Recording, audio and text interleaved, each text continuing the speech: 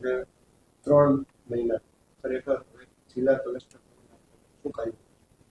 નહીં, અત્યારે જે માનનીય હાઈકોર્ટનો નિર્દેશ છે આ મુજબ જે પણ આસામીઓ જે છે જેને સરકારી જમીન ઉપર મકાન બનાવ્યા છે અને જિલ્લા વહીવટીતંત્ર દ્વારા આખી પ્રક્રિયા પૂર્ણ કરવામાં આવી છે, આના પછી એક અપીલનો માધ્યમ છે જીઆરટી, ત્યાં માનનીય હાઈકોર્ટે જવાનું કીધું છે.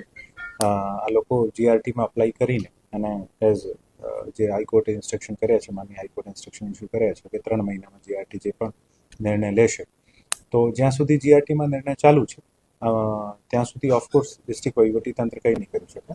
જીઆરટીનો નિર્ણય આવ્યા પછી જે પણ આનુષાંગિક પગલાં લેવાના હશે એવી રીતે અમે આગળ વધીશું. સર, જે વૈકલ્પિક વ્યવસ્થા આપવાની જે દલીલ થઈ હતી વાત, સર, તો આપણે એવી જોગવાઈ છે કે ભાઈ સરકારી જરૂર પર વૈકલ્પિક વ્યવસ્થા આપવાની જોગવાઈ?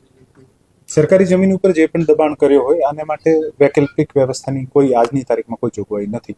અને ખરેખર સરકારી જગ્યાઓ પર પુષ્કળ દબાણો હોય છે અને પ્રેક્ટિકલી પોસિબલ પણ નથી કે આપ કેવી રીતે આપી શકો છો.